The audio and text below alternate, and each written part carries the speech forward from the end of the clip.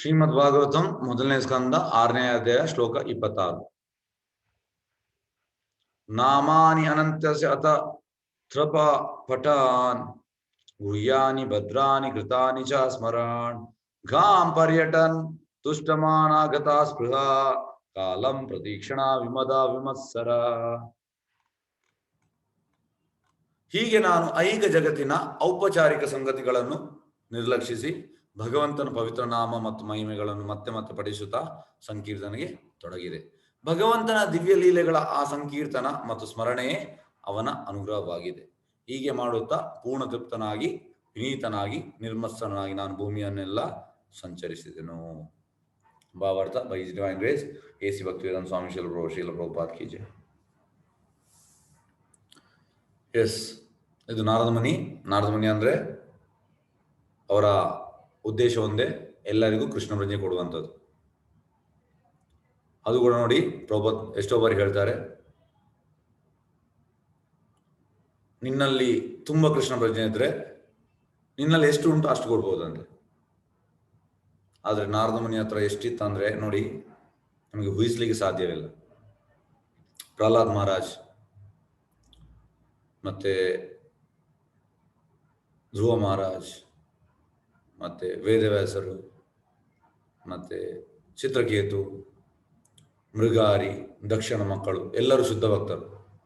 ಅಂದರೆ ಎಣಿಸಿ, ಒಬ್ಬನನ್ನು ಶುದ್ಧ ಭಕ್ತ ಮಾಡಬೇಕಿದ್ರೆ ಅವ್ರ ಹತ್ರ ಎಷ್ಟು ಇರಬೇಕಂತ ಎಣಿಸಿ. ಮಾಮೂಲಿ ಅಲ್ಲ. ಪ್ರಭುಪಾದ ಎಷ್ಟೋ ಬಾರಿ ಹೇಳ್ತಾರೆ, ಈಗ ನಿನ್ನ ಹತ್ರ ಒಬ್ಬ ಬಂದು 1 ಲಕ್ಷ ಸಾಲ ಕೇಳ್ತಾನೆ, ನಿನ್ನ ಹತ್ರ 50,000 ಇದ್ರೆ ನಿನ್ಗೆ ಕೊಡ್ಲಿಕ್ಕೆ ಆಗ್ತದ? ನಿನ್ಗೆ 50,000 ಮಾತ್ರ ಕೊಡ್ಬೋದು. ಅದೇ ರೀತಿ ಭಕ್ತಿ ಕೂಡ ನಿನ್ನಲ್ಲಿ ಎಷ್ಟು ಉಂಟು ಅಷ್ಟು ಇನ್ನೊಬ್ಬರಿಗೆ ನೀನು ಕೊಡ್ಬೋದು.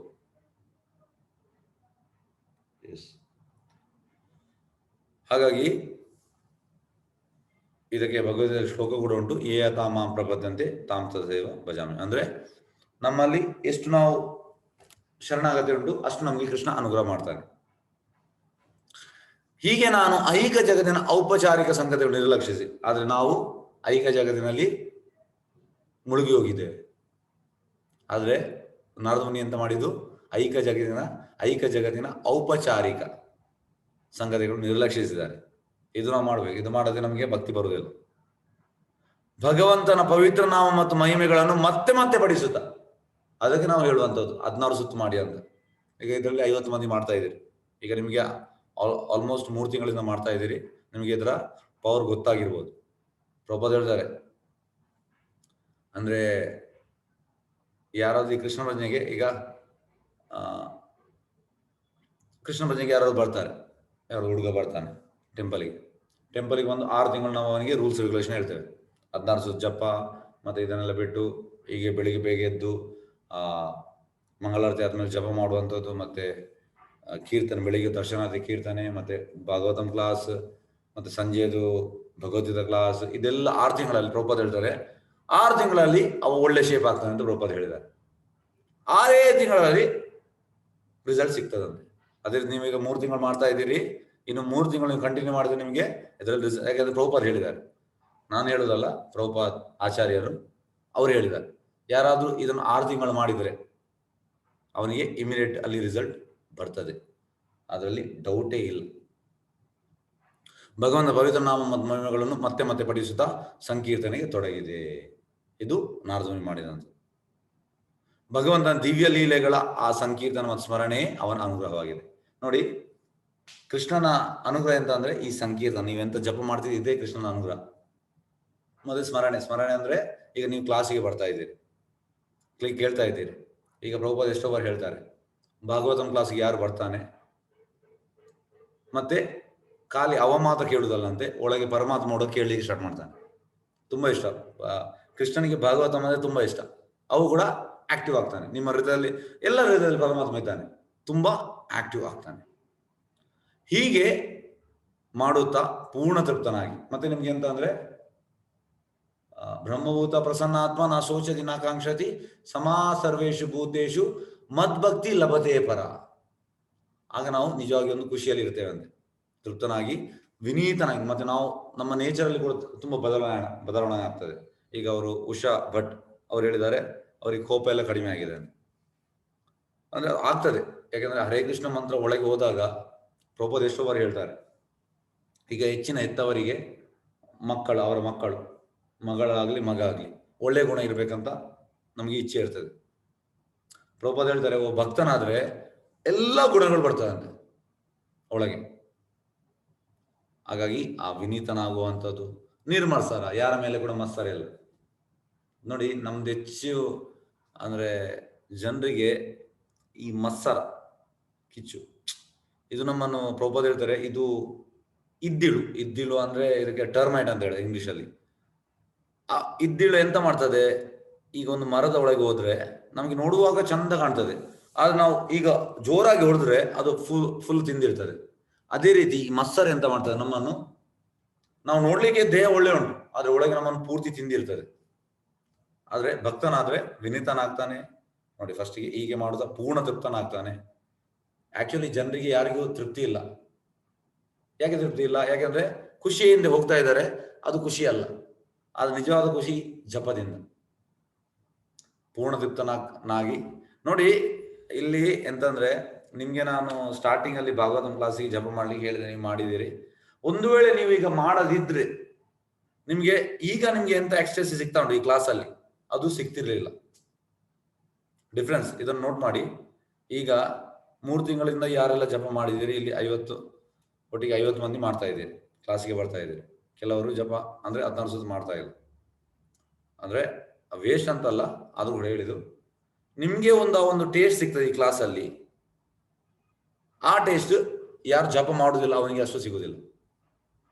ಯಾಕೆಂದ್ರೆ ಇದು ಪ್ರಭುಪಾದ ಹೇಳ್ತಾರೆ, ಇದು ಈಕ್ವೇಶನ್ ಅಂತ. ಈಕ್ವೇಶನ್ ಅಂದ್ರೆ a + b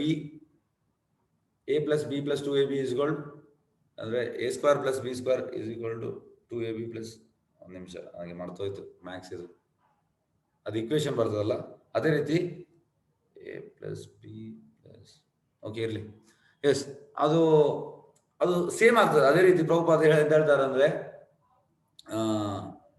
ಇದು ಜಪ ಮತ್ತೆ ಈ ಭಾಗವತಂ ಈ ಒಟ್ಟೊಟ್ಟಿಗೆ ಆಗುವಾಗ ಅದು ಕರೆಕ್ಟ್ ಆಗ್ತದೆ. ಅದರಲ್ಲಿ ಅಂದ್ರೆ ತುಂಬಾ ನಿಮಗೆ ಉನ್ನತ ಟೇಸ್ಟ್ ಸಿಗ್ತದೆ. ಹಾಗಾಗಿ ಈಗ ನೋಡಿ, ಇದನ್ನೆಲ್ಲ ನಾವು ಯಾಕೆ ನಿಮಗೆ ಸ್ಟಾರ್ಟಿಗೆ ಹೇಳಿದೆ ಅಂತ, ಜಪ ಮಾಡಿ ಅಂತ ನೀವು ಮಾಡಿದ್ದೀರಿ. ಯಾಕೆಂದ್ರೆ ನಮ್ಗೆ ಇದು ಲೇಟರ್ ಈ ಭಾಗವತಂ ಮುಂದೆ ಹೋಗುವಾಗ ಅದರ ಟೇಸ್ಟ್ ಜಾಸ್ತಿ ಆಗ್ತಾ ಹೋಗುವಂಥದ್ದು. ಹಾಗಾಗಿ ನಿಮ್ಗೆ ಆ ಟೇಸ್ಟ್ ನಿಮ್ಗೆ ಎಂತ ಅಂದ್ರೆ, ಈಗ ಅಂದ್ರೆ ಎಂತ ಹೇಳುದು, ಈಗ ಅಥ್ಲೆಟ್ ಎಂತ ಮಾಡ್ತಾನೆ, ಈ ಮ್ಯಾರಥಾನ್ ಓಡ್ತಾನೆ. ಮ್ಯಾರಥಾನ್ ಓಡುವಾಗ ಅವ ಒಂದು ಸ್ಪೀಡ್ ಮೇಂಟೈನ್ ಮಾಡ್ತಾನೆ. ಅವನಿಗೆ ಫಾಸ್ಟ್ ಕೂಡ ಹೋಗ್ಲಿ ಅಂದ್ರೆ, ಫಾಸ್ಟ್ ಹೋದ್ರೆ ಅವ ಅಲ್ಲಿ ಅಂದ್ರೆ ರ್ಯಾಪ್ ಇದು ಹೋಗ್ತದೆ ಎಂತಂದ್ರೆ, ಅವನಿಗೆ ಜಾಸ್ತಿ ದೂರ ಹೋಗ್ಲಿಕ್ಕೆ ಆಗುದಿಲ್ಲ. ಹಾಗಾಗಿ ಒಂದೇ ಸ್ಪೀಡಲ್ಲಿ ಹೋಗ್ತಾನೆ. ಅವನಿಗೆ ಗೊತ್ತುಂಟು ಯಾವಾಗ ನಾನು ಇನ್ಕ್ರೀಸ್ ಮಾಡುದು, ಲಾಸ್ಟ್ ಇನ್ಕ್ರೀಸ್ ಮಾಡ್ತಾನೆ. ಅದೇ ರೀತಿ ಒಬ್ಬ ತುಂಬಾ ಹಿಂದೆ ಇದ್ರೆ ಅವನನ್ನು ಎಂತ ಹೇಳುದು, ಅವನನ್ನು ರೀಚ್ ಆಗಲಿಕ್ಕೆ ಅವನಿಗೆ ತುಂಬಾ ಕಷ್ಟ ಆಗ್ತದೆ. ಅದೇ ರೀತಿ ಈ 16 ಜಪ ಮಾಡಿ ಈ ಭಾಗವತಂ ಕೇಳುವಾಗ ನಾವು ತುಂಬಾ ಮುಂದೆ ಇರ್ತೇವೆ. 16 ಸುತ್ತು ಮಾಡದೆ ನಾವು ಇದನ್ನು ಭಾಗವತಂ ಕೇಳುವಾಗ ನಮ್ಗೆ ಎಂತಂದ್ರೆ, ನಮ್ಗೆ ಟೇಸ್ಟ್ ಉಂಟು, ಅದ್ರಲ್ಲಿ ಟೇಸ್ಟ್ ಸಿಗ್ತದೆ, ಅದು ಟೇಸ್ಟ್ ಸಿಗುದಿಲ್ಲ ಅಲ್ಲ. ಆದ್ರೆ ಅವನಷ್ಟು ಯಾರು ಮುಂದೆ ಇದ್ದಾನೆ ಅವನಷ್ಟು ನಮ್ಗೆ ಸಿಗುದಿಲ್ಲ, ನಾವು ಸ್ವಲ್ಪ ಹಿಂದೆ ಆಡ್ತೇವೆ. ಹಾಗಾಗಿ ಇದು ಎಲ್ಲ ಸಹಜ. ಹೀಗೆ ಮಾಡುತ್ತಾ ಪೂರ್ಣ ತೃಪ್ತನಾಗಿ, ವಿನೀತನಾಗಿ, ನಿರ್ಮತ್ಸನಾಗಿ ನಾನು ಭೂಮಿಯನ್ನೆಲ್ಲ ನಾರದ ಮುನಿ ಎಲ್ಲ ಭೂಮಿಯನ್ನು ಸಂಚರಿಸಿದರು. ಭಾವಾರ್ಥ ಬೈ ಡಿವೈನ್ ಗ್ರೇಸ್ ಎಸ್ ಭಕ್ತಿ ಶ್ರೀ ಪ್ರಭುಪಾದ ಕಿ ಜೈ. ಭಗವಂತನಿಗೆ ಪ್ರಾಮಾಣಿಕನಾದ ಭಕ್ತನ ಜೀವನ ಹೇಗಿರುವುದೆನ್ನುವುದನ್ನು ನಾರದ ಮುನಿಗಳು ತಮ್ಮ ವೈಯಕ್ತಿಕ ನಿದರ್ಶನ ಮೂಲಕ ಸಂಕ್ಷಿಪ್ತವಾಗಿ ವರ್ಣಿಸಿದ್ದಾರೆ. ನೋಡಿ, ಭಕ್ತನ ಜೀವನ ಹೇಗಿರ್ಬೇಕು ಪ್ರಭುಪಾದ ಎಷ್ಟೋ ಬಾರಿ ಹೇಳ್ತಾರೆ. ಹೀರೋ ಅಂದ್ರೆ ನಾರದ ಮುನಿ. ಈಗ ನಾವು ನೋಡಿ, ಈ ಭೌತಿಕ ಲೋಕದಲ್ಲಿ ನಾವು ಹೆಚ್ಚಿನವರು ಈ ಅಂತ ಹೇಳೋದು ಯಂಗ್ಸ್ಟರ್ಸ್, ನನಗೆ ಆ ಹೀರೋ ನಾನು ಅಂದ್ರೆ, ಅವರ ಹುಡುಗಿ ಆದ್ರೆ ಹುಡುಗಿಗೆ ಹೀರೋ, ಹುಡುಗನಿಗೆ ಹೀರೋಯಿನ್. ಇದು ಯಾಕಂದ್ರೆ ಈ ಭೌತಿಕ ಲೋಕದಲ್ಲಿ ಕಾಮ, ಹಾಗಾಗಿ ಅದು ಕಾಮವೇ ಬರ್ತದೆ. ಹಾಗಾಗಿ ಹಾಗೆ ಆಗ್ಬೇಕಂತ ಇರ್ತದೆ. ಈಗ ಹುಡುಗಿಯರಿಗೆ ನನಗೆ ಯಾವ ಸಿಗ್ಬೇಕು ಹೀರೋ ಯಾರಾದ್ರು, ಹುಡುಗನಿಗೆ ನನಗೆ ಆ ಹೀರೋಯಿನ್ ಸಿಗ್ಬೇಕಂತ ಅದಕ್ಕೆ ನಮ್ದು ಆ ಡಿಸೈರ್ ಇರ್ತದೆ. ಪ್ರಭುಪಾದ ಹೇಳ್ತಾರೆ, ಒಬ್ಬ ಭಕ್ತನಿಗೆ ಯಾವಾಗಲೂ ನಾರದ ಮುನಿ ಯಾಕೆ ಆಗ್ಬೇಕಂತ ಇಚ್ಛೆ ಇರ್ಬೇಕಂತ. ಇಲ್ಲಿ ನೋಡಿ ಪ್ರಭುಪಾದ ಹೇಳ್ತಾರೆ, ಭಗವಂತನ ಪ್ರಾಮಾಣಿಕವಾದ ಭಕ್ತನ ಜೀವನ ಹೇಗಿರುವುದೆನ್ನುವುದನ್ನು ನಾರದ ಮುನಿಗಳ ತಮ್ಮ ವೈಯಕ್ತಿಕ ನಿರ್ದೇಶನದ ಮೂಲಕ ಸಂಶಯವಾಗಿ ವರ್ಣಿಸಿದ್ದಾರೆ. ಹೇಗಿರ್ಬೇಕಂದು ಅವನ್ನ ನಾವು ನೋಡಿ ಕಲಿಬೇಕು. ಅಂತ ಭಕ್ತನು ಭಗವಂತನಿಂದ ಅಥವಾ ಭಗವತ್ ಪರಂಪರೆಯ ಪ್ರತಿನಿಧಿಯಿಂದ ದೀಕ್ಷೆಗೊಂಡ ಬಳಿಕ ಭಗವಂತನ ಮಹಿಮೆಗಳನ್ನು ಸಂಕೀರ್ತನ ಮಾಡಲು ಮತ್ತು ಜಗತ್ತಿನ ಉದ್ದಕ್ಕೆ ಸಂಚರಿಸಿ ತುಂಬಾ ಗಂಭೀರವಾಗಿ ತೊಡಗುತ್ತಾನೆ. ಆ ಲೆವೆಲ್ಗೆ ನಾವು ಈಗ ನಾರದ ಮುನಿ ಅನ್ನು ನೋಡಿ ನಾವು ಕಲಿತ್ರೆ ನಾವು ಈ ಲೆವೆಲ್ಗೆ ಬರ್ತೇವೆ ಅಂತ. ಎಂತಂದ್ರೆ ನಾರದ ಮುನಿ ಹೇಗೆ ಪ್ರಚಾರ ಮಾಡಿದರೆ ಹಾಗೆ ನಮಗೆ ಪ್ರಚಾರ ಮಾಡ್ಬೇಕಂತ. ಪ್ರಭುಪಾದ್ ನೋಡಿ, ಪ್ರಭುಪಾದ್ ಯಾವಾಗ್ಲೂ ಈ ಭಾಗವತಮಲ್ಲಿ ನಾರದ ಮುನಿ ಹೊಗಳ್ತಾರೆ. ಹಾಗಾಗಿ ಪ್ರಭುಪಾದ್ ಫಾಲೋ ಮಾಡಿದ್ದಾರೆ ನಾರದ ಮುನಿಯನ್ನು. ನಾರದ ಮುನಿ ಹೇಗೆ ಮಾಡಿದ್ದಾರೆ ಅದೇ ರೀತಿ ಪ್ರಭುಪಾದ್ ಕೂಡ ನೋಡಿ, ಭಗವತ್ ಪರಂಪರೆ ಪ್ರತಿನಿಧಿಯಿಂದ ದೀಕ್ಷೆಗೊಂಡ ಬಳಿಕ ಭಗವಂತನ ಮಹಿಮೆಯನ್ನು ಸಂಕೀರ್ತನ ಮಾಡಲು ಜಗತ್ತಿನ ಉದ್ದಕ್ಕೆ ಸಂಚರಿಸಿ ತುಂಬಾ ಗಂಭೀರವಾಗಿ ತೊಡಗುತ್ತಾನೆ. ಇದು ಪ್ರಭುಪಾದ್ ಮಾಡಿದ್ದಾರೆ. ಆದ್ದರಿಂದ ಇತರರು ಭಗವಂತನ ಮಹಿಮೆಗಳನ್ನು ಕೇಳಲು ಸಾಧ್ಯವಾಗ್ತದೆ. ನೋಡಿ, ಈಗ ಎಷ್ಟೋ ಬಾರಿ ನನಗೆ ಅಂತಲ್ಲ ಎಲ್ಲರಿಗೂ ನಮ್ಗೆ ಫೀಲ್ ಆಗ್ತದೆ ಇಸ್ಕಾನಲ್ಲಿ, ಒಂದು ವೇಳೆ ಪ್ರಭುಪಾದ್ ಇಲ್ಲದಿದ್ರೆ, ಇದಕ್ಕೆ ಆ ಪದ್ಯ ಕೂಡ ಉಂಟು, ಯಾದಿ ಪ್ರಭುಪಾದ್ ನ ಹೋಯ್ತೋ ಖಾಬೆ ಕಿ ಹೋಯ್ತೋ ಜೀವನ ಭಾಯಿತ ಕೀಶೆ. ಅಂದ್ರೆ ಪ್ರಭುಪಾದ್ ಇಲ್ಲದಿದ್ರೆ ನಾವು ಈ ಇಂದ್ರಿಯ ಸುಖದ ಹಿಂದೆ ಇರ್ತಿದ್ವಿ. ಈಗ ನಾನು ಕೂಡ ಎಲ್ಲರೂ ಇದಂದ್ರೆ ಇಸ್ಕಾನಲ್ಲಿ ಎಲ್ಲರದು ಇದು ಮೂಡದೆ. ಪ್ರಭುಪಾದ್ ಇಲ್ಲದ್ರೆ ನಮ್ದು ಗತಿ ಎಂತ ಆಗ್ತಿತ್ತು? ನಾವು ನಮ್ಮ ಕೃಷ್ಣ ಪ್ರಜ್ಞೆ ಅಲ್ಲ, ಕೃಷ್ಣನ ವಿಷಯ ನಮ್ಗೆ ಗೊತ್ತಿರಲಿಲ್ಲ. ಅಂದ್ರೆ ಗೊತ್ತಿಲ್ಲ ಈಗ ಈ ಎಂತ ಹೇಳುದು, ಈ ಭೌತಿಕದಲ್ಲಿ ಎಲ್ಲರಿಗೂ ಗೊತ್ತುಂಟು ಕೃಷ್ಣನ ಬಗ್ಗೆ, ಆದ್ರೆ ತಪ್ಪು ಗೊತ್ತುಂಟು. ಸರಿಯಾಗಿ ದೇವೋತ್ತಮ ಪರಮಪುರುಷ ಅಂತ ಗೊತ್ತಿಲ್ಲ. ಎಂತಂದ್ರೆ ಮನೆಯಲ್ಲೆಲ್ಲ ಒಟ್ಟಿಗೆ ಈಗ ಉಳಿದ ದೇವಿ ಗಣಪತಿ ಎಲ್ಲ ಒಟ್ಟಿಗೆ ಇಡುವಂಥದ್ದು ಫೋಟೋ, ಮತ್ತೆ ಎಸ್ ಕೃಷ್ಣ ಕೂಡ ಒಂದೇ ಅಂತ ಇಲ್ಲ. ಪ್ರಭುಪಾದ ಹೇಳ್ತಾರೆ, ಕೃಷ್ಣ ದೇವೋತ್ತಮ ಪರಮಪುರುಷ, the supreme personality of godhead. ಅದು ಜನರಿಗೆ ಗೊತ್ತಿಲ್ಲ. ಮತ್ತೆ ಎಂತ ಅಂದ್ರೆ ಒಂದು ಎಂತ ಹೇಳುದು, ಪ್ರಭುಪಾದ ಹೇಳ್ತಾರೆ, ಈ ಅಮೇರಿಕನ್ಸ್ ಪಾಶ್ಚಾತ್ಯ ದೇಶದವರು ಹುಚ್ಚರಂತೆ. ಅದಕ್ಕೆ ಪ್ರಭುಪಾದ ಹೇಳ್ತಾರೆ, ಯಾಕೆ ಅವರು ಹುಚ್ಚರು? ಯಾಕೆಂದ್ರೆ ಅವರಿಗೆ ಕೃಷ್ಣನ ಬಗ್ಗೆ ಏನು ಗೊತ್ತಿಲ್ಲ. ಆದ್ರೆ ಭಾರತೀಯರು ಡಬಲಿ ಮ್ಯಾಡ್ ಅಂತ ಹೇಳ್ತಾರೆ, ಅಂದ್ರೆ ತುಂಬಾ ಹುಚ್ಚರು. ಯಾಕೆಂದ್ರೆ ಎಲ್ಲರನ್ನು ಒಂದೇ ಅಂತ ಕಾಣುವಂಥದ್ದು ದೇವರಂತ. ಹಾಗಾಗಿ ಇದು ತುಂಬಾ ಖಂಡನೀಯ. ಜನರಿಗೆ ಅಂದ್ರೆ ನಮ್ದು ಕೂಡ ಪರಿಸ್ಥಿತಿ ಅದೇ.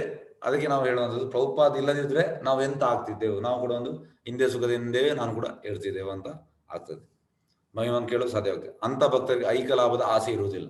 ನೋಡಿ, ಇಂಥ ಶುದ್ಧ ಭಕ್ತರಿಗೆ ಐಕ ಲಾಭದ ಕೊಂಚು ಆಸೆ ಇಲ್ಲ. ಅವರಿಗಿರುವ ಒಂದೇ ಒಂದು ಆಸೆ ಅಂದ್ರೆ ಭಗವತಾಮಗೆ ಹಿಂದಿರುವುದು. ಪ್ರಭುಪಾದ್ 1944 ಪುಸ್ತಕ ಬರೆದದ್ದು ಮರಳಿ ದೇವೋತ್ತಮನೆಡೆಗೆ, back to godhead magazine.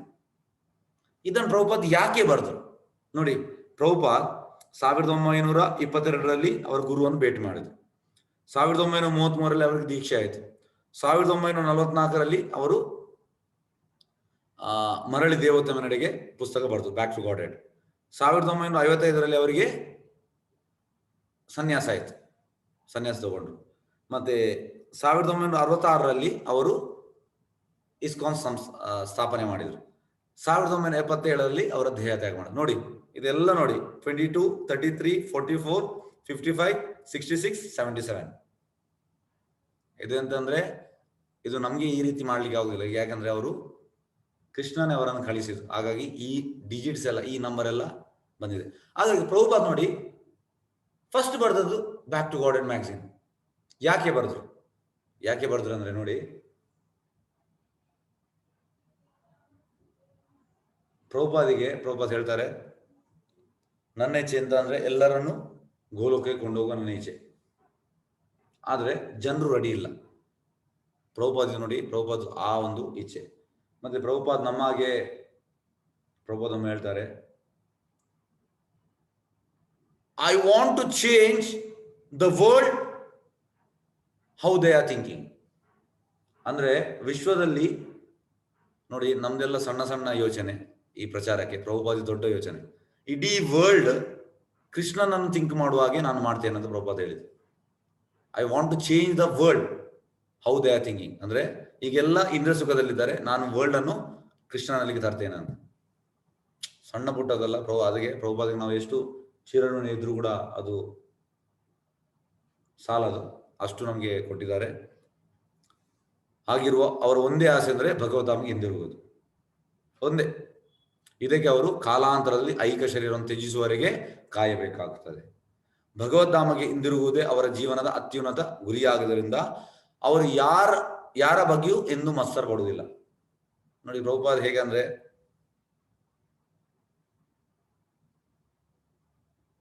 ಪ್ರಭುಪಾದಕ್ಕೆ ಮತ್ಸರ ಅನ್ನೋದಿಲ್ಲ. ಇದಕ್ಕೆ ಉದಾಹರಣೆ ಹೇಗೆ ಅಂದ್ರೆ, ಪ್ರಭುಪಾದ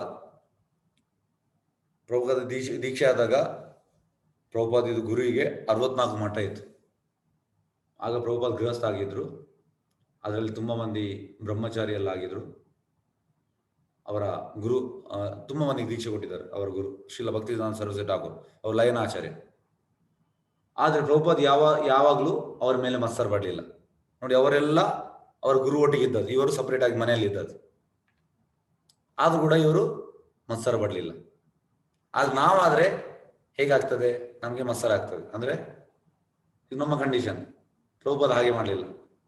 ಪ್ರಭುಪಾದ ಎಂತ ಹೇಳಿದ್ರೆ, ಅವರ ಒಂದೇ ಯೋಚನೆ, ನನ್ನ ಗುರು ನನ್ನ ಇಚ್ಛೆಯನ್ನು ನಾನು ಈಡೇರಿಸಬೇಕು. ಅವರ ಗುರು 1922 ಕೂಡ ಹೇಳಿದೆ ಅಂತಂದ್ರೆ, ನೀನು ಪುಸ್ತಕ ಬರೆ ಮತ್ತೆ ಪಾಶ್ಚಾತ್ಯ ದೇಶಕ್ಕೆ ಪ್ರಚಾರ ಮಾಡು. ಸ್ಟಾರ್ಟಿಂಗ್ ಮೀಟ್ ಆಗುವಾಗ, ಮತ್ತೆ ಅವರಿಗೆ ದೀಕ್ಷೆ ಆಗುವಾಗ 1933 ದೀಕ್ಷೆ ಆಗುವಾಗ ಕೂಡ ಹೇಳಿದೆ, ನೀನು ಪುಸ್ತಕ ಬರೆ ಮತ್ತೆ ಪಾಶ್ಚಾತ್ಯ ದೇಶಕ್ಕೆ ಪ್ರಚಾರ ಮಾಡು. ಮತ್ತೆ ಅವರು 1936 ಅವರಿಗೆ ಪತ್ರ ಬರೆದ್ರು. 3ನೇ ಬಾರಿ ಪತ್ರ ಬರೆಯುವಾಗ ಅದರಲ್ಲಿ ಕೂಡ ಅವರಿಗೆ ರಿಟರ್ನ್ ಪತ್ರ ಸಿಕ್ಕಿತು. ಮತ್ತೆ ಅವರ ಗುರು ದೇಹತ್ಯಾಗ ಮಾಡಿದ್ರು. ಆಗ ಕೂಡ ಅವರು ಬರ್ದದೆ, ನೀನು ಪುಸ್ತಕ ಬರಿ ಮತ್ತೆ ಪಾಶ್ಚಾತ್ಯ ದೇಶಕ್ಕೆ ಪ್ರಚಾರ ಮಾಡು. ಪ್ರಭುಪಾದ ಅದನ್ನು ಗಟ್ಟಿಯಾಗಿ ಹಿಡ್ಕೊಂಡಿದ್ದಾರೆ. ಆದ್ರೆ ಅವರಿಗೆ ಪ್ರಭುಪಾದ ಗುರಿದು ಯಾವುದೇ ಮಠ ಮತ್ತೆ ಅದೆಲ್ಲ ಪ್ರಭುಪಾದಿಗೆ ಅಂದ್ರೆ ಅವರಿಗೆ ಮತ್ಸರ ಇಲ್ಲ. ಉಳಿದವ್ರು ಮಾಡ್ತಾ ಇದ್ರೆ ಮಾಡ್ಲಿ, ಅವರು ಪ್ರಭುಪಾದ ಅವರ ಗುರು ಇದು ಸೇವೆ ಮಾಡಿದರೆ ಮಾಡ್ಲಿ. ಅದು ನಾವು ಹಾಗೆ ಅಲ್ಲ, ನಮ್ಗೆ ಆ ಮತ್ಸರ ಇರ್ತದೆ. ಇನ್ನೊಬ್ಬನಿಗೆ ಸಿಗುವಾಗ ನಮ್ಗೆ ಸಿಗದಿದ್ರೆ ನಮ್ಗೆ ಮತ್ಸರ ಇರ್ತದೆ. ಇದು ನೋಡಿ, ಇದು ನಾವು ಶುದ್ಧ ಭಕ್ತರಿಂದ ಕಲಿಬೇಕಾದ ವಿಷಯ. ಇಲ್ಲಿ ನಾರದ ಮುನಿ ಕೂಡ ಅಂಥದ್ದು ಮತ್ಸರ ಇಲ್ಲ. ತ್ಯಜಿಸುವವರೆಗೆ ಭಗವದ್ಧಾಮಿಗೆ ಹಿಂದಿರುಗುವುದು ಅವರ ಜೀವನದ ಅತ್ಯುನ್ನತ ಗುರಿಯಾಗಿದ್ದರಿಂದ ಅವರು ಯಾರ ಬಗ್ಗೆಯೂ ಎಂದು ಮತ್ಸರ ಪಡುವುದಿಲ್ಲ. ಭಗವದ್ಧಾಮಿಗೆ ಹಿಂದಿರುಗಲು ಅರ್ಹರಾಗಿರುವುದರ ಬಗ್ಗೆ ಅಹಂಕಾರ ಪಡುವುದಿಲ್ಲ. ನೋಡಿ, ಅಹಂಕಾರ ಕೂಡ ಇಲ್ಲ ಪ್ರಭುಪಾದಿಗೆ. ಇದು ಹೇಗೆ ಅಂದ್ರೆ, ನಾನು ನಿಮಗೆ ಮೊನ್ನೆ ಕೂಡ ಹೇಳಿದ್ದೇನೆ, ಪ್ರಭುಪಾದ್ ಕೊನೆಯ ಅವರ ದೇಹ ತ್ಯಾಗ ಮಾಡೋ ಮುಂಚೆ ಎಲ್ಲ ಅವರ ಗಾಡ್ ಬ್ರದರ್ಸ್ ಅಂದ್ರೆ ಶ್ರೀಲ ಭಕ್ತಿವೇದಾಂತ ಸರಸ್ವತಿ ಠಾಕೂರ್ಗೆ 64 ಮಠ ಇತ್ತು. ಎಲ್ಲರೂ ಬಂದರು ಪ್ರಭುಪಾದನ್ನು ನೋಡ್ಲಿಕ್ಕೆ. ಆಗ ನೋಡಿ, ಪ್ರಭುಪಾದಾಗ 12 ವರ್ಷದಲ್ಲಿ 108 ದೇವಸ್ಥಾನ ಮಾಡಿದ್ದಾರೆ. ಆದ್ರೆ ಇವರ ಗುರು ಮಾಡಿದ 64 ಮಠ, ಅದನ್ನು ಅವರೆಲ್ಲರೂ ಪಾಲ್ ಮಾಡಿ ಎಲ್ಲ ಸಪರೇಟ್ ಆಗಿದೆ. ಆದ್ರೆ ಪ್ರಭುಪಾದಿಗೆ ಸ್ವಲ್ಪ ಕೂಡ ಅಹಂಕಾರ ಇಲ್ಲ. ನೋಡಿ, ಯಾಕೆ ಅಹಂಕಾರ ಇಲ್ಲ ಅಂದ್ರೆ, ನೋಡಿ, ಅಹಂಕಾರ ಬರೋನ ವಿಷಯ ಹೇಳ್ಬೇಕು. ಪ್ರಭುಪಾದ್ ಅವ್ರು ಬರುವಾಗ ಪ್ರಭುಪಾದ್ ಹೇಳಿದ ವಿಷಯ, ನನ್ನ ಶಿಷ್ಯರು ನಿಮ್ಮ ಬಗ್ಗೆ ಕೆಟ್ಟದಾಗಿ ಮಾತಾಡಿರ್ಬೋದು, ನಿಮಗೆ ತುಂಬಾ ಅವರಿಂದ ತೊಂದರೆ ಸಿಕ್ಕಿರ್ಬೋದು, ಅದಕ್ಕೆಲ್ಲ ನಾನು ಕ್ಷಮೆ ಕೇಳ್ತಾ ಇದ್ದೇನೆ. ಒಂದ್ ವೇಳೆ ನೋಡಿ ಅವರಿಗೆ ಅಹಂಕಾರ ಇದ್ರೆ, ನಾನು 108 ದೇವಸ್ಥಾನ ಮಾಡಿದ್ದೇನೆ, ನೀವೆಂತ ಮಾಡಿದ್ದೀರಿ, ನೀವೇನು ದೇವಸ್ಥಾನ ಮಾಡಿ ಹೇಳ್ಬೋದು. ಆದ್ರೆ ಅವ್ರಿಗೆ ಅಹಂಕಾರ ಇಲ್ಲ. ಬದಲಾಗಿ ಅವರು ಅವರ ಹತ್ರ ಕ್ಷಮೆ ಕೇಳಿದರು. ಮತ್ತೆ ನನ್ನ ಶಿಷ್ಯರಿಂದ ಎಂತ ತಪ್ಪಾದ್ರೆ ನಾನು ಅದಕ್ಕೆ ಕ್ಷಮೆ ಕೇಳ್ತೇನೆ. ಇದು ನಾವು ಕಲಿಬೇಕಾದ ವಿಷಯ. ನೋಡಿ, ಶುದ್ಧ ಭಕ್ತರು ಹೇಗಂದ್ರೆ, ಅವರು ಖಾಲಿ ಅಂದ್ರೆ ಅವರ ಆಕ್ಟಿವಿಟೀಸ್ ಅಲ್ಲಿ ಅವರ ಎಕ್ಸಾಂಪಲ್ ಆಗಿ ತೋರಿಸ್ತಾರೆ. ಎಲ್ಲ ಗುಣಗಳು ಇರ್ತದೆ. ಹಾಗಾಗಿ ಅಹಂಕಾರ ಪಡುವುದಿಲ್ಲ.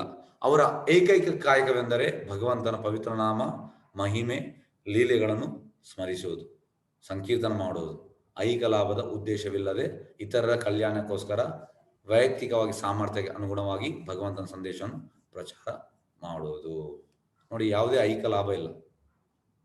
ಐಹಿಕ ಲಾಭ ಅಂದ್ರೆ ಪ್ರಭುಪಾದ ಅದೇ 76ರಲ್ಲಿ 108 ದೇವಸ್ಥಾನ ಆಗಿತ್ತು. ಮತ್ತೆ ಒಬ್ಬರು ಬಂದು ಹೇಳಿದ್ರು, ಪ್ರಭುಪಾದ್ ಇದು ನೀವು ಹೋದ ಮೇಲೆ ಇದರದ್ದು ಯಾರು ವಾರಿಸ್ದಾರರು? ಈಗ ಹೆಚ್ಚಿನವ್ರು, ಮೊನ್ನೆ ಕೂಡ ನಾನು ಒಬ್ಬ ಬ್ಯಾಂಕಿಗೆ ಹೋಗುವಾಗ ಅವ್ರು ಹೇಳಿದ್ರು, ಅದು ನಿಮ್ಮ ಪ್ರಭುಪಾದ್ ಇದಾರಲ್ಲ, ಪ್ರಭುಪಾದ್ ಆದ್ಮೇಲೆ ಅವರ ಮಕ್ಕಳಿಗಲ್ಲ. ಅಂದ್ರೆ ಜನರು ಇಲ್ಲಿ ಅವನಾದ್ಮೇಲೆ ಅವನ ಆಸ್ತಿ ಮಕ್ಕಳಿಗೆ ಹೋಗುವಂಥದ್ದು. ಹಾಗಾಗಿ ಇದನ್ನು ಕೂಡ ಹಾಗೆ ಎಣಿಸಿದ್ದಾರೆ. ಪ್ರಭುಪಾದ್ ಹೇಳಿದ್ರು, ಈ ಸಂಸ್ಥೆ ಯಾರು ಕೃಷ್ಣ ಪ್ರಜ್ಞೆಯಲ್ಲಿದ್ದಾರೆ ಅವರಿಗೆ, ನನ್ನ ಮಕ್ಕಳಿಗೆ ಅಲ್ಲ. ಈಗ ಇರುವವರೆಲ್ಲ ನನಗೆ ನೋಡಿ, ಭಗವಂತ ನನಗೆ 2 ಮಕ್ಕಳು ಕೊಟ್ಟಿದ್ದಾರೆ. ಆದರೆ ಈಗ ನನಗೆ ಕೃಷ್ಣ ಕೋಟಿಗಟ್ಟಲೆ ಮಕ್ಕಳನ್ನು ಕೊಟ್ಟಿದ್ದಾರೆ. ಎಲ್ಲರೂ ನನ್ನನ್ನು ಫಾಲೋ ಮಾಡುವವರು. ಹಾಗಾಗಿ ಇದು ಎಲ್ಲರಿಗೆ ಅಂತ ಪ್ರಭುಪಾದ್ ಹೇಳ್ತಾರೆ. ಆದರೆ ಹೇಗಂದ್ರೆ ನಾವಾದ್ರೆ ಅಷ್ಟು ನಮ್ಗೆ ಈಗ 108 ದೇವಸ್ಥಾನ ಆದ್ರೂ ನಾವು ಐಹಿಕ ಲಾಭದಿಂದ ಇರ್ತೇವೆ. ಆದರೆ ಅವ್ರದ್ದು ಐಹಿಕ ಲಾಭದ ಉದ್ದೇಶ ಅಲ್ಲ, ಉದ್ದೇಶವಿಲ್ಲದೆ ಇತರ ಕಲ್ಯಾಣಕ್ಕೋಸ್ಕರ ಯಾವಾಗ್ಲೂ ಪರ ದುಃಖ ಸುಖಿ, ಅಂದ್ರೆ ಇನ್ನೊಬ್ಬರ ದುಃಖವನ್ನು ಕಾಣುವಂತವ. ಪರ ದುಃಖ ದುಃಖಿ ಅಂದ್ರೆ ಇನ್ನೊಬ್ಬರ ದುಃಖಕ್ಕೆ ದುಃಖಿಸುವವ. ಪ್ರಭುಪಾದ್ ಯಾವಾಗ್ಲೂ, ಪ್ರಭುಪಾದ್ ಹೇಗೆ ಅಂದ್ರೆ ನೋಡಿ, ಪ್ರಭುಪಾದ್ ಅಷ್ಟು ಪ್ರೀತಿ ಕೊಟ್ಟಿದ್ದಾರೆ. ಆ ಪ್ರೀತಿಯಿಂದ ಎಂತಾಯ್ತು ಅಂದ್ರೆ, ಪ್ರಭುಪಾದ್ ಈಗ ಅಮೆರಿಕಾದಲ್ಲಿದ್ರೆ ನೆಕ್ಸ್ಟ್ ಮೂಮೆಂಟ್ ಅವ್ರು ಆಸ್ಟ್ರೇಲಿಯಾಕ್ಕೆ ಹೋಗ್ತಾರೆ, next moment England, next moment South Africa, ಈ ರೀತಿ ಅವರೆಲ್ಲ ಪರ್ಯಟನೆ ಮಾಡ್ತಾ ಇದ್ರು. ಅಲ್ಲಿ ಹೋಗುವಾಗ ಪ್ರಭುಪಾದ್ ಈಗ ಯಾವ ದೇವಸ್ಥಾನ ಅಲ್ಲಿ ಅವರಿಗೆ ಧೋತಿ ಕೊಡುವಂಥದ್ದು, ಎಂತಾದ್ರೂ ಒಂದು ಅವರಿಗೆ ಕೊಡುವಂಥದ್ದು. ಅಂದ್ರೆ ಪ್ರಭುಪಾದ್ ಅಷ್ಟು ಶಿಷ್ಯರು ಹೇಳ್ತಿದ್ದಾರೆ, ನಮ್ಮ ಮನೆಯಲ್ಲಿ ಸಮೇತ ನಮಗೆ ಅಷ್ಟು ಪ್ರೀತಿ ಕೊಡ್ಲಿಕ್ಕಿಲ್ಲ. ಪ್ರಭುಪಾದ್ ಅಷ್ಟು ನಮ್ಮ ಎಲ್ಲವನ್ನು, ಮತ್ತೆ ಎಲ್ಲರಿಗೂ ಪತ್ರ ಬರೆಯುವುದು, ಮತ್ತೆ ಯಾರಾದ್ರೂ ಎಂತಾದ್ರೂ ಇದಿದ್ರೆ ಪತ್ರ ಬರೆದು ಅವರಿಗೆ ಹೀಗೆ ಹೇಳುವಂಥದ್ದು, ಮತ್ತೆ ಅಷ್ಟು ಕಷ್ಟ ಇದ್ರೆ ಅಲ್ಲಿ ಹೋಗಿ ಅವನನ್ನು ಇದು ಮಾಡುವಂಥದ್ದು. ಹಾಗಾಗಿ ಆ ಕೇರಿಂಗ್ ಅಂದ್ರೆ ಪ್ರಭುಪಾದ್ ಹೇಳ್ತಿದ್ರು ಹೇಗಂದ್ರೆ, ಈ LIC ಅಲ್ಲಿ ಒಂದು ಸಿಂಬಲ್ ಬರ್ತದೆ, ಅಂದ್ರೆ ಅದು ಎಂತ ಹೇಳುದು, ಒಂದು ನಿಮಿಷ ಅದ್ರ ನನಗೆ ಮಾಡ್ತೋಯ್ತಪ್ಪ, ಒಂದು ನಿಮಿಷ ಅನ್ಮ್ಯೂಟ್ ಮಾಡ್ತೇನೆ. ಕೈಯನ್ನು ಈಗ ಹಿಡಿದು ಒಂದು ಹರೇ ಕೃಷ್ಣ ಎಸ್ ಹೇಳ್ತೀರಾ, ಅದು LIC ಒಂದು ಯೋಗಕ್ಷೇಮಂ ವಹಾಮ್ಯಹಂ. ಎಸ್. ಪ್ರಭುಪಾದ್ ಯಾವಾಗ್ಲೂ ಹೇಳ್ತಾರೆ ಕ್ಲಾಸಲ್ಲಿ, ಕೃಷ್ಣಂದು ಹಾಗೆ ಇರ್ತದಂತೆ. ಅಂದ್ರೆ ಪ್ರಭುಪಾದ್ ಕೂಡ ಅದನ್ನು ಮಾಡಿದ್ದಾರೆ ಯಾವಾಗ್ಲೂ. ಅಂದ್ರೆ ಎಲ್ಲರದು ಆ ಭಕ್ತರದು ಹೇಗಿದ್ಯಾ, ಮತ್ತೆ ಕೆಲವು ಭಕ್ತರೆಲ್ಲ ಸ್ವಲ್ಪ ಇದಾದ್ರೆ ನೀನು ಸರಿಯಾಗಿ ತಿನ್ಬೇಕು, ನೀನು ಅಂದ್ರೆ ತುಂಬಾ ಒಂದು ಆ ಪ್ರೀತಿಯಿಂದ. ಒಂದು ನೋಡಿ, ಒಬ್ರು ಮಧುದೇಶ ಪ್ರಭು ಅಂತ ಆಸ್ಟ್ರೇಲಿಯಾದಲ್ಲಿ, ಅವರು ಸನ್ಯಾಸ ತಗೊಂಡಿದ್ರು. ಸನ್ಯಾಸ ತಗೊಂಡು ಮತ್ತೆ ಸನ್ಯಾಸವನ್ನು ಬಿಟ್ಟು ಮತ್ತೆ ಅಂದ್ರೆ ತ್ಯಜಿಸಿ ಮತ್ತೆ ಅವರು ಮದುವೆ ಆಗಿ, ಅಂದ್ರೆ ಪ್ರಭುಪಾದ್ಗೆ ತುಂಬಾ ಬೇಜಾರಾಗಿ ಅಂತ ಅವರಿಗೆ ಫೀಲ್ ಆಗ್ತಿತ್ತು. ಮತ್ತೆ ಅವರು ಪ್ರಭುಪಾದ್ ಬೃಂದಾವನದಲ್ಲಿದ್ರು. ಲಾಸ್ಟ್ಗೆ ಪ್ರಭುಪಾದ್ ಬೃಂದಾವನದಲ್ಲಿರುವಾಗ ಅವರು ಬಂದ್ರು. ಆದ್ರೆ ಪ್ರಭುಪಾದನ ಭೇಟಿ ಮಾಡ್ಲಿಕ್ಕೆ ಅವರಿಗೆ ಅಂದ್ರೆ ತುಂಬಾ ಒಂದು ಇದಾಗ್ತಿತ್ತು. ಅಂದ್ರೆ ನಾನು ತಪ್ಪು ಮಾಡಿದ್ದೇನೆ, ನಾನು ಸನ್ಯಾಸಿ ಆಗಿ ಅದನ್ನು ಬಿಟ್ಟು ಈಗ ನಾನು ಗೃಹಸ್ಥ ಆಗಿದ್ದೇನೆ ಅಂತ ಅವರಿಗೆ ತುಂಬಾ ಫೀಲ್ ಆಗ್ತಿತ್ತು. ಹಾಗಾಗಿ ಅವರು ಬಂದ್ರು ಪ್ರಭುಪಾದರೊಳಗ. ಪ್ರಭುಪಾದ್ ಅವರನ್ನು ಅದನ್ನು ಯಾವ್ದು ಇದು ಮಾಡಲಿಲ್ಲ. ಅಂದ್ರೆ ತುಂಬಾ yes Madhudisha, I heard that you have married, very nice, you take care of your wife, ಆ ರೀತಿ ಅಂದ್ರೆ ಟೇಕ್ ಕೇರ್ ಆಫ್ ಚಿಲ್ಡ್ರನ್, ಆ ರೀತಿ ಅಂದ್ರೆ ಅಷ್ಟು ಪ್ರೀತಿ ಅವರಿಗೆ. ಅಲ್ಲಿ ಅಳು ಬಂತಂದು. ಅಂದ್ರೆ ಪ್ರಭುಪಾದ್ ಹೇಗೆ ಅಂದ್ರೆ ನೋಡಿ, ನಾವು ಈಗ ಮಧುವೀಶ ಪ್ರಭು ಎಂತ ಎಣಿಸಿದ ಅಂದ್ರೆ, ನಾನೀಗ ಸನ್ಯಾಸ ಇದಾಗಿ ನನಗೆ ಬೈತಾರೆ, ಇಲ್ಲ, ಪ್ರಭುಪಾದ್ ಅಷ್ಟು ಪ್ರೀತಿ ಕೊಟ್ರಂತೆ. ಮತ್ತೆ ಅವರಿಗೆ ಆಯ್ತಂತೆ, ನಾನು ನನ್ನ ಜೀವನವನ್ನು ಗೃಹಸ್ಥ ಆಗಿದ್ದು ಕೂಡ ನನ್ನ ಜೀವನವನ್ನು ಪ್ರಭುಪಾದಿಗೆ ಮುಡಿಪಾಗಿರ್ಬೇಕು. ಹಾಗಾಗಿ ಅಷ್ಟೊಂದು ಎಂತಂದ್ರೆ ಪ್ರಭುಪಾದ್ ಅಂದ್ರೆ ಎಲ್ಲರನ್ನು ಆ ಒಂದು ಎಂತ ಹೇಳುದು, ಈಗ LIC ಸಿಂಬಲ್ ಯೋಗಕ್ಷೇಮ ವಹಾಮ್ಯಹಂ.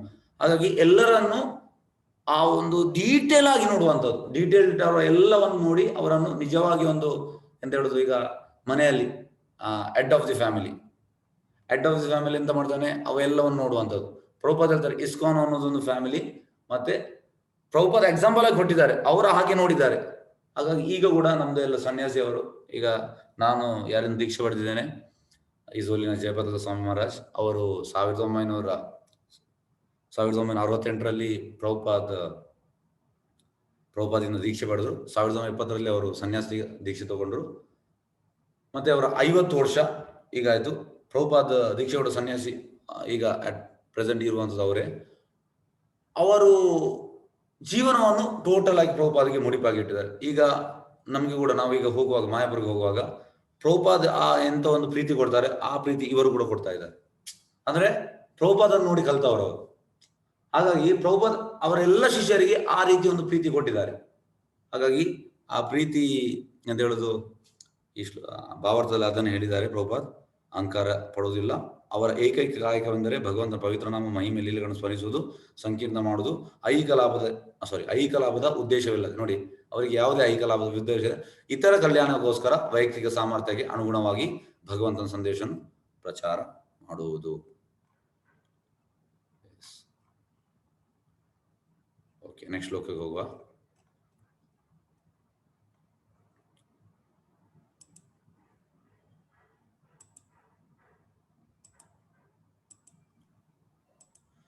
S S Usha Mataji, Hare Krishna. ಹರೇ ಕೃಷ್ಣ ಪ್ರಭುಜಿ. ಮಾತಾಜಿ ಅದು ನನಗೆ ಮರ್ತೋಯ್ತು. ಇದು a+b+2ab ಅವ್ರು ಹಾಕಿದ್ದಾರೆ a square plus b square. A square plus b plus b whole square. Prabhuji, a plus b whole square is equal to a square plus b square plus 2ab. 2ab. A plus b whole square. ಅಲ್ಲ a square ಎಂದ a square plus b A square square plus 2ab plus b square. a square plus 2ab plus b square plus 2ab. ಅಲ್ಲ a square plus 2ab plus b A square square plus b square plus 2ab. is equal to b whole square plus b square. A square plus b into a plus b whole square. ಯಾಕೆಲ್ಲ ಹೇಳ್ತೀರಾ? A plus b whole square is equal to a square plus b square plus 2ab. yes okay a plus b okay ನನಗೆ ಮರ್ತೋಯ್ತು. a plus b the whole square is equal to a square plus b square plus 2ab. yes okay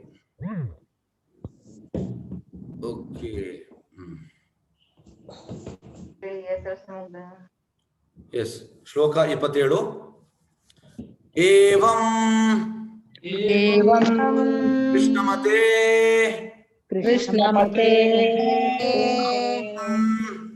ಬ್ರಹ್ಮನ್ ಒಂದು ನಿಮಿಷ 27. ಏವಂ ಕೃಷ್ಣಮತೆ ಬ್ರಹ್ಮ ಕೃಷ್ಣಮತೆ ಬ್ರಹ್ಮ ನಾಸಕ್ತಸ್ಯ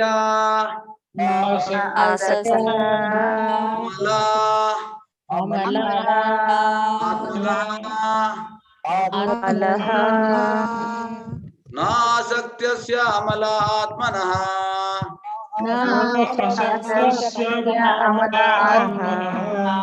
ಕಾಲಃ ಪ್ರಾದುರ್ಭೂತ್ ಕಾಲೇ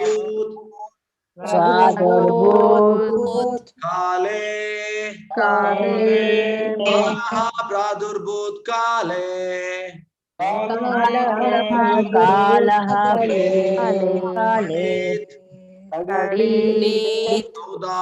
ಸೌದಾಮನಿ ಯಥಾ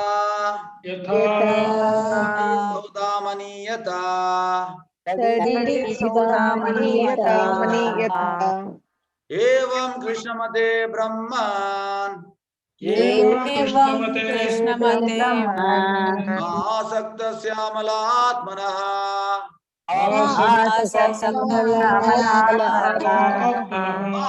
ಪ್ರಾದುರ್ಭೂತ ಕಾಲೇ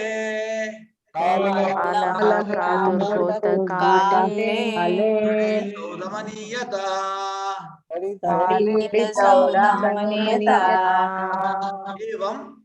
ಏವಂ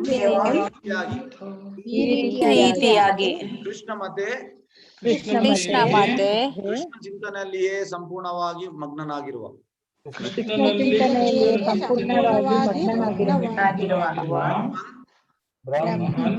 ಎಲೆ ವೇದ ವ್ಯಾಸರೇ ಆಸಕ್ತಸ್ಯ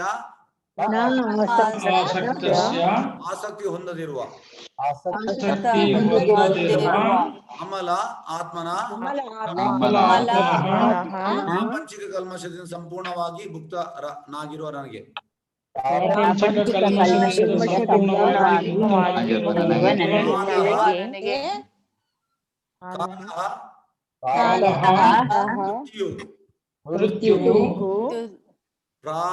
ಪ್ರಾದುರ್ಭೂತ್ ಪ್ರಾದುರ್ಭೂತ್ ಕಾಣಿಸಿಕೊಂಡಿತು. ಕಾಣಿಸಿಕೊಂಡಿತು. ಕಾಲೆ ಕಾಲಾಂತರದಲ್ಲಿ ಕಾಲಾಂತರದಲ್ಲಿ ತಡಿತ್ ಮಿಂಚು ಮಿಂಚು ಸೌದಾಮಣಿ ಪ್ರಕಾಶಗೊಳಿಸುತ್ತಾ ಪ್ರಕಾಶಗೊಳಿಸುತ್ತಾ ಇರುವಂತೆ. ಅನುವಾದ.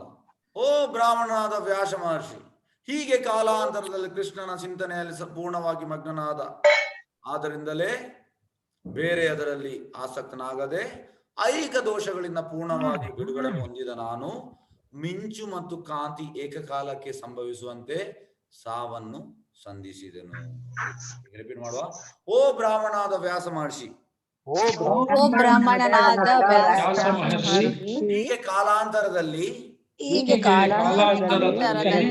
ಕೃಷ್ಣನ ಚಿಂತನೆಯಲ್ಲಿ ಪೂರ್ಣವಾಗಿ ಮಗ್ನನಾದ,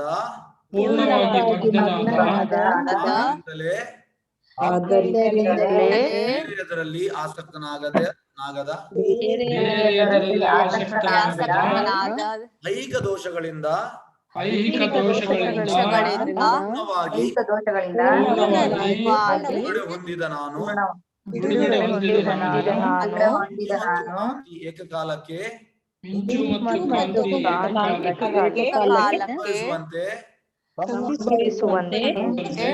ಸಂಧಿಸಿದೆನು.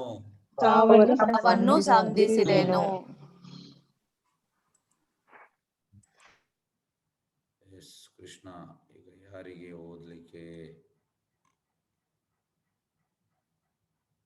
ಪ್ರವೀಣ್ ಪೈ. ಎಸ್ ಪ್ರವೀಣ್ ಪೈ. ಹರೇ ಕೃಷ್ಣ ಪ್ರವೀಣ್ ಪೈ ಅವರೇ. ಹರೇ ಕೃಷ್ಣ ಪ್ರಭುಜಿ.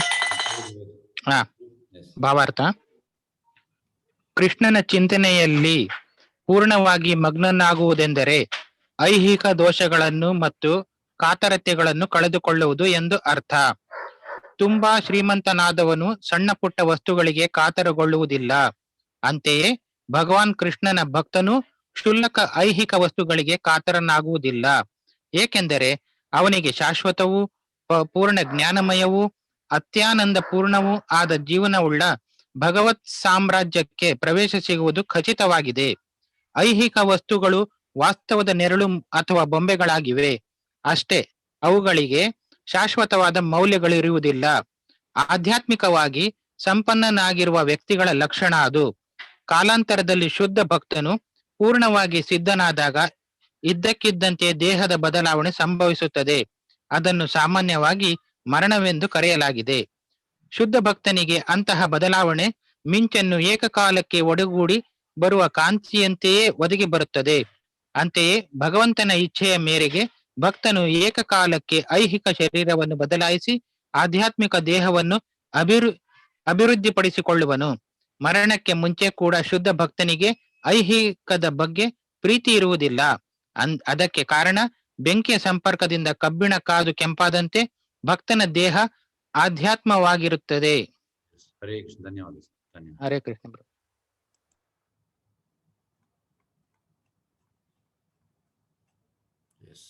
ತುಂಬಾ ಮೀನಿಂಗ್ಫುಲ್ ಪರ್ಪಟ್ ಭಾವಾರ್ಥ. ಕೃಷ್ಣ ಚೈತನ್ಯ. ಏವಂ ಕೃಷ್ಣಮತೆ ಬ್ರಹ್ಮಣ್ ನ ಆಸಕ್ತಸ್ಯ ಅಮಲ ಆತ್ಮನ ಕಾಲ ಪ್ರಾದುರ್ಭೂತ ಕಾಲೇ ತಡಿತ್ ಸೌದಾಮಣಿ ಯತ. ಅನುವಾದ. ಓ ಬ್ರಾಹ್ಮಣನಾದ ವ್ಯಾಸ ಮಹರ್ಷಿ, ಹೀಗೆ ಕಾಲಾಂತರದ ಕೃಷ್ಣ ಚಿಂತನೆಯಲ್ಲಿ ಪೂರ್ಣವಾಗಿ ಮಗ್ನನಾದ,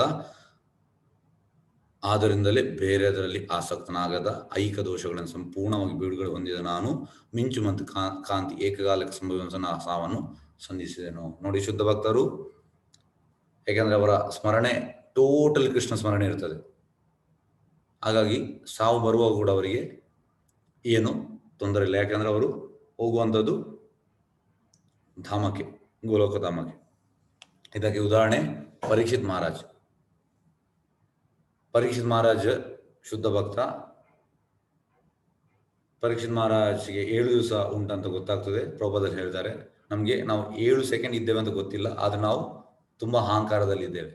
ಆದ್ರೆ ಪರೀಕ್ಷಿತ್ ಮಹಾರಾಜ್ಗೆ 7 ದಿವಸ ಅಂತ ಗೊತ್ತಿತ್ತು. ಅವ್ರಿಗೆ ಗೊತ್ತಿತ್ತು ಅವ್ರು 7 ದಿವಸ ಬದುಕ್ತಾರೆ ಅಂತ.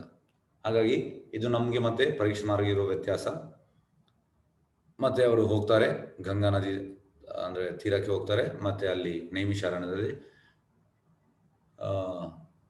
ಶುಕಮುನಿ ಕೂಡ ಬರ್ತಾರೆ. ಶುಕಮುನಿ ಅವರಿಗೆ ಭಾಗವತಂ ಹೇಳ್ತಾರೆ. 7 ದಿವಸ ಶುಕಮುನಿ ಕೂಡ ಎಂತ ತಗೊಳ್ಳೋದಿಲ್ಲ, ಪರೀಕ್ಷಿತ್ ಮಹಾರಾಜ್ ಕೂಡ ಎಂತ ತಗೊಳ್ಳೋದಿಲ್ಲ, ಯಾವುದೇ ಎಲ್ಲ ನೀರು ಯಾವುದೇ ತಗೊಳ್ಳೋದಿಲ್ಲ.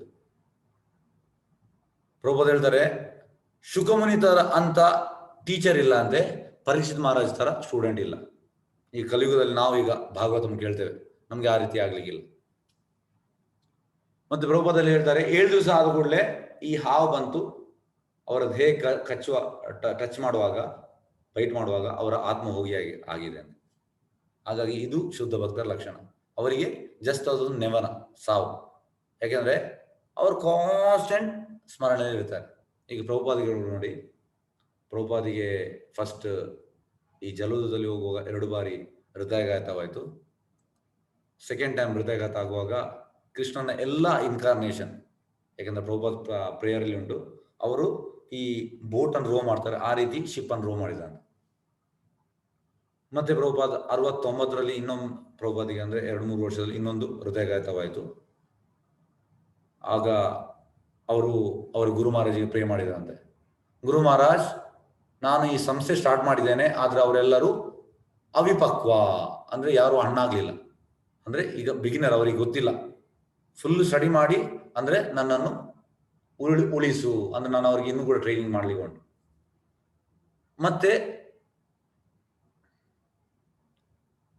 ಮತ್ತೆ ಅವರದ್ದು 77ರಲ್ಲಿ ಅವರಿಗೆ ತುಂಬಾ ಇದಾಗ್ತದೆ. ಹಾಗಾಗಿ ಅವ್ರ ಶಿಷ್ಯರು ಹೇಳ್ತಾರೆ ನನ್ನನ್ನು ಋಷಿಕೇಶಿಗೆ ಕೊಂಡೋಗ ಅಂತ.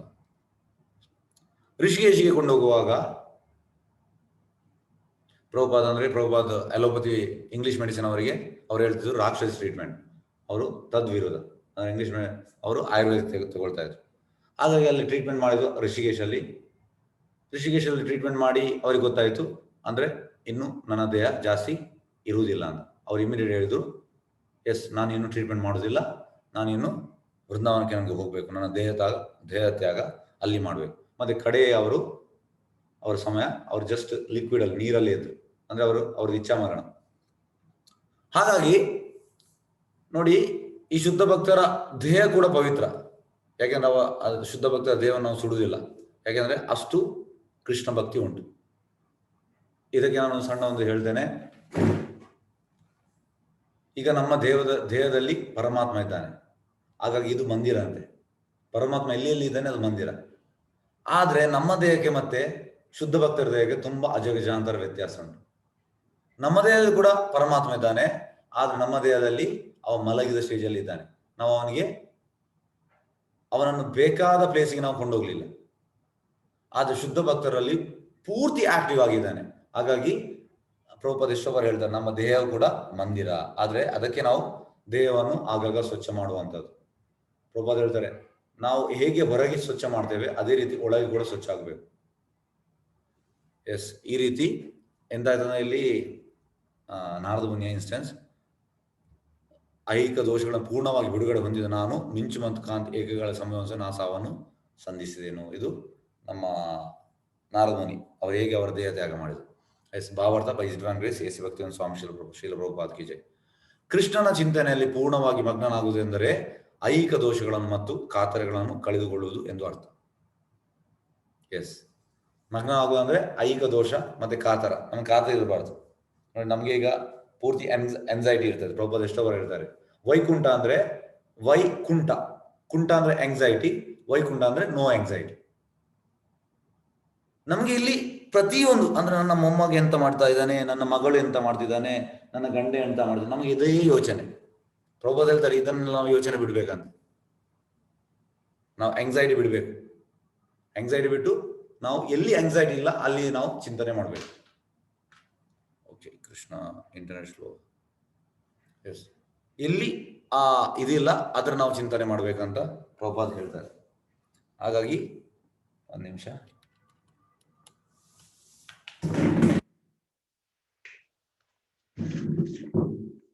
ಎಸ್, ಕಾತರನ್ನು ಕಳೆದುಕೊಳ್ಳೋದೇ ಅರ್ಥ. ತುಂಬಾ ಶ್ರೀಮಂತನಾದವನು ಸಣ್ಣ ಪುಟ್ಟ ವಸ್ತುಗಳಿಗೆ ಕಾತರಗೊಳ್ಳುವುದಿಲ್ಲ. ಅಂತೆಯೇ ಭಗವಾನ್ ಕೃಷ್ಣನ ಭಕ್ತನು ಕ್ಷುಲ್ಲಕವಾದ ಐಹಿಕ ವಸ್ತುಗಳಿಗೆ ಕಾತರನಾಗುವುದಿಲ್ಲ. ಈ ಐಹಿಕ ವಸ್ತುಗೆ ಕಾತರನಾಗುವುದು, ಏಕೆಂದ್ರೆ ಅವನಿಗೆ ಶಾಶ್ವತವು ಪೂರ್ಣ ಜ್ಞಾನಮಯವೂ ಅತ್ಯಾನಂದ ಪೂರ್ಣವೂ ಆದ ಜೀವನವುಳ್ಳ ಭಗವತ್ ಸಾಮ್ರಾಜ್ಯಕ್ಕೆ ಪ್ರವೇಶ ಸಿಗುವುದು ಖಚಿತವಾಗಿದೆ. ಹಾಗಾಗಿ ಅವ ಇದಕ್ಕೆಲ್ಲ ಕ್ಷುಲ್ಲಕ ಇದಕ್ಕೆ ಕಾತರಗೊಳ್ಳುವುದಿಲ್ಲ, ಯಾಕೆಂದ್ರೆ ಅವನಿಗೆ ಅಲ್ಲಿ ಎಂತ ಹೇಳುದು ಗೋಲೋಕದ್ದು ಅವನಿಗೆ ಟಿಕೆಟ್ ಕನ್ಫರ್ಮ್ ಆಗಿದೆ. ಐಹಿಕ ವಸ್ತುಗಳ ವಾಸ್ತವದ ನೆರಳು ಅಥವಾ ಬೊಂಬೆಗಳಾಗಿವೆ ಅಷ್ಟೇ, ಅವುಗಳಿಗೆ ಶಾಶ್ವತ ಮೌಲ್ಯಗಳಿರುವುದಿಲ್ಲ. ಜಸ್ಟ್ ಅದೊಂದು ಬೊಂಬೆ, ವಾಸ್ತವದ ನೆರಳು. ನೋಡಿ ಪ್ರಭುಪಾದ ಎಂತೆಲ್ಲ ವರ್ಡ್ಸ್ ಕೊಟ್ಟಿದ್ದಾರೆ.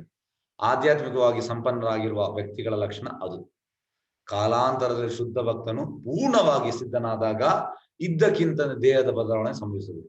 ಪ್ರಭುಪಾದ ಹೇಳ್ತಾರೆ, ಆ ಶುದ್ಧ ಭಕ್ತನಾಗುವಾಗ ಆ ಸ್ಪಿರಿಚುವಲ್ ಎಕ್ಸ್ಟಸಿಸ್ ಅದು ದೇಹದಲ್ಲಿ ರಿಫ್ಲೆಕ್ಟ್ ಆಗ್ತಾ ಬರ್ತದೆ. ಅದು ನಮ್ಗೆ ಗೊತ್ತಾಗುದಿಲ್ಲ, ನಾವು ಅದನ್ನು ನಾರ್ಮಲ್ ಜನ ಅಂತ ಹೇಳ್ತೇವೆ. ಆದ್ರೆ ಭಕ್ತಿಯಲ್ಲಿ ಯಾರು ಮುಂದೆ ಹೋಗಿದ್ದಾನೆ ಅವನಿಗೆ ಇನ್ನೊಬ್ಬರು ನೋಡುವಾಗ ಗೊತ್ತಾಗ್ತದೆ, ಅಂದ್ರೆ ಎಷ್ಟು ಅಡ್ವಾನ್ಸ್ ಇದ್ದಾನೆ ಅಂತ ಅದು ಗೊತ್ತಾಗ್ತದೆ. ಶುದ್ಧ ಭಕ್ತನು ಪೂರ್ಣವಾಗಿ ಸಿದ್ಧನಾದಾಗ ಇದ್ದಕ್ಕಿಂತ ದೇಹದ ಬದಲಾವಣೆ ಸಂಭವಿಸುತ್ತದೆ. ಅದನ್ನು ಸಾಮಾನ್ಯವಾಗಿ ಮರಣವೆಂದು ಕರೆಯಲಾಗಿದೆ. ಅಂದ್ರೆ ಯಾವಾಗ ಈ ದೇಹದ ಅಂದ್ರೆ ಎಂತ ಹೇಳುದು,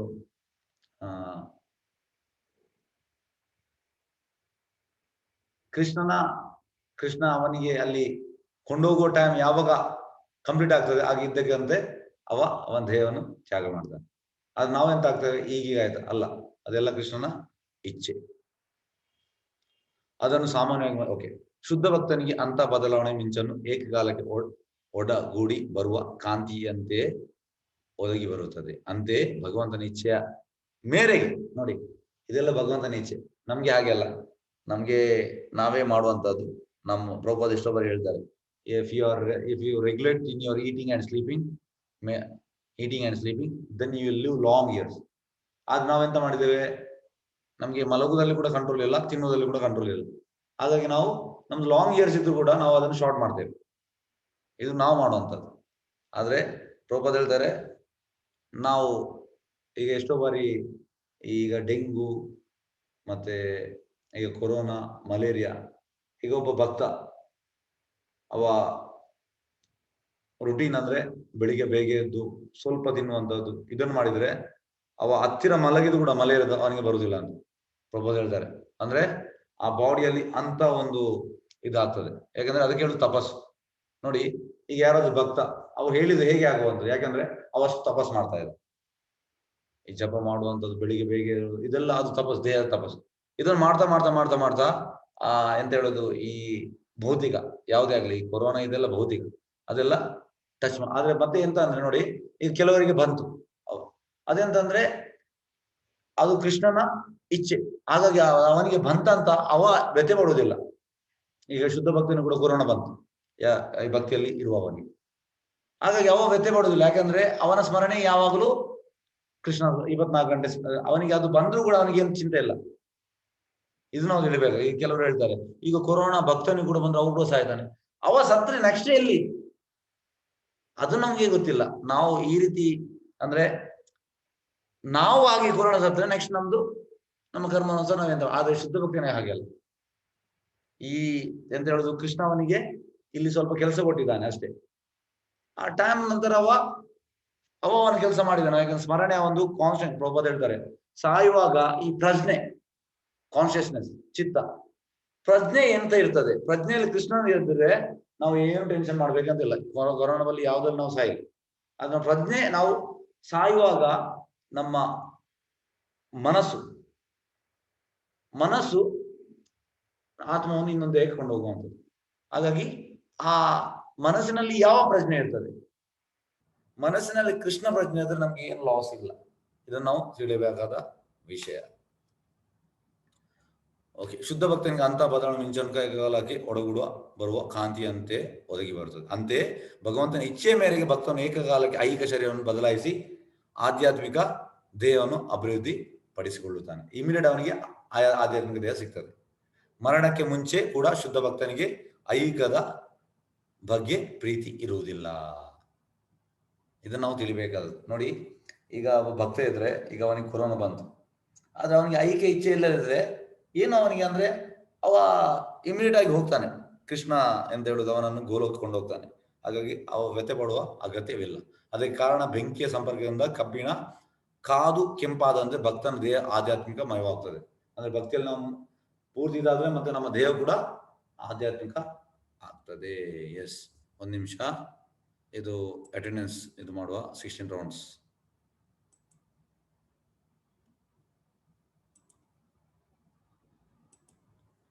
ಎಸ್, ಹರೇ ಕೃಷ್ಣ, ಒಂದ್ ನಿಮಿಷ. ಹರೇ ಕೃಷ್ಣ.